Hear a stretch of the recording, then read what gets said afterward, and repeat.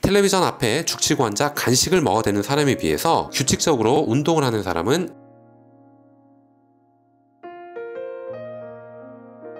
안녕하세요. 따뜻한 하루 그리고 독서 따독따독 시작하도록 하겠습니다. 여러분들은 텔로미어 관리를 통해서 지금보다 더 젊게 사는 비결이 있다면 어떻게 하시겠습니까? 텔로미어가 말해주는 진실, 세포를 운동시켜라 라는 부분에 대해서 여러분들과 오늘 이야기를 나눠보겠습니다. 평소에 운동과 건강 그리고 장수의 비결에 대해서 관심이 많으셨다면 오늘 영상 끝까지 보시면 도움이 될 것 같습니다. 영상을 시작하기에 앞서서 좋아요 그리고 구독도 꼭 부탁드릴게요. 운동이 건강에 중요하다는 사실은 누구나 다 알고 있습니다. 운동은 산화 스트레스와 염증을 줄이기 때문입니다. 하지만 운동을 지나치게 하면 사실상 산화 스트레스가 촉진될 수 있다. 만성적으로 과다 훈련을 하면 당신 자신과 텔로미어에 심각한 손상이 일어날 수도 있다라고 얘기를 합니다. 책 텔로미어 이펙트 늙지 않는 비밀에서는 건강한 운동이 어떤 것인지, 자신이 운동을 너무 적게 하는 것은 아닌지, 아니면 울트라 마라톤을 하는 사람처럼 너무 많이 하는 것은 아닌지 어떻게 판단할 수 있는지를 살펴보기로 합니다. 운동을 하는 사람은 더 오래 살고 고혈압, 뇌졸중, 심혈관 질환,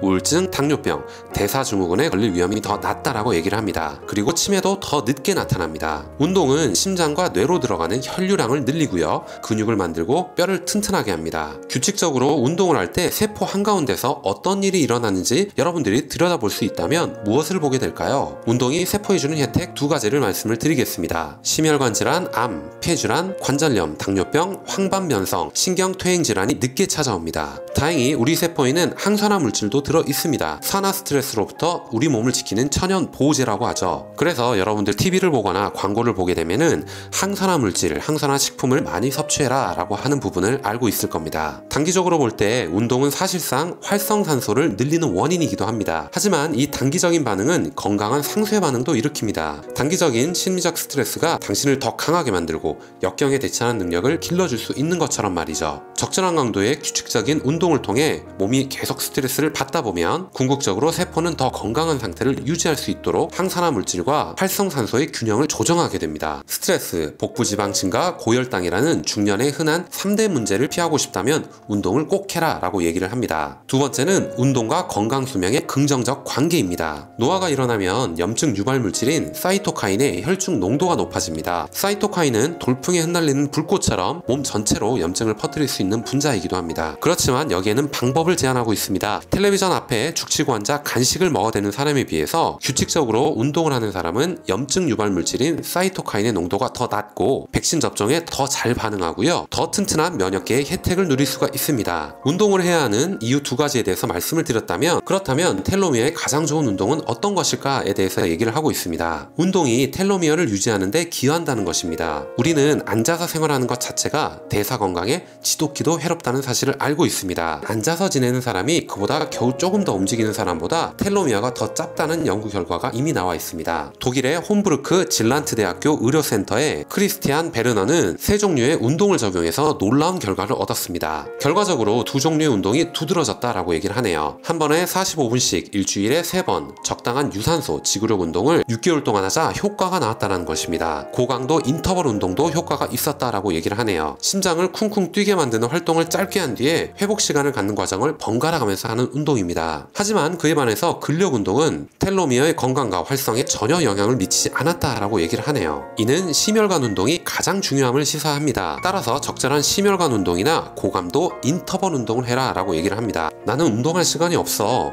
이미 일에 지치고 과로한 상태야, 심지어 스트레스도 많이 받고 있어 라고 얘기를 한다면 운동을 해라 라고 얘기를 합니다. 운동은 몇몇 스트레스 손상으로부터 텔로미어를 막아줍니다. 브리티시 컬럼비아 대학교의 심리학자이자 운동 연구자인 엘리 퍼터먼은 스트레스에 지친 많은 가족 돌보미들을 포함하여 스트레스를 심하게 받는 여성들을 조사했습니다. 운동을 더 많이 하는 여성일수록 스트레스의 텔로미어가 덜 마모되었다라고 얘기를 합니다. 신체 활동이 중요하다라는 것이죠. 늙지 않은 비밀 5가지에 대해서 다시 한번 정리를 해드리겠습니다. 첫째, 운동을 하는 사람은 안 하는 사람보다 텔로미어가 더 깁니다. 쌍둥이 사이에서도 마찬가지입니다. 세포 건강과 가장 밀접한 관련이 있는 것은 유산소 체력 향상입니다. 둘째, 운동은 세포의 청소부들에게 힘을 불어넣습니다. 그 결과 세포의 쓰레기가 덜 쌓이게 되고 미토콘드리아가 더 효율적으로 활동하게 되고 활성산소가 줄어들게 됩니다. 셋째, 최고의 체력과 대사 건강을 지닌 지구력 운동선수는 텔로미어가 깁니다. 하지만 적당한 운동을 추천한다 라고 얘기를 합니다. 따라서 극한 운동을 열망할 필요는 없습니다. 넷째, 지나치게 운동을 하여 번아웃 상태에 빠진 운동선수들은 근육세포의 텔로미어가 더 짧아진 위험을 포함하여 몸에 여러가지 문제가 생길 수도 있습니다. 다섯째, 스트레스를 심하게 받는 생활을 하고 있다면 운동은 그냥 하면 좋은 것이 아니라 필수적입니다. 운동은 스트레스의 텔로미어가 짧아지지 않도록 보호해주기 때문입니다.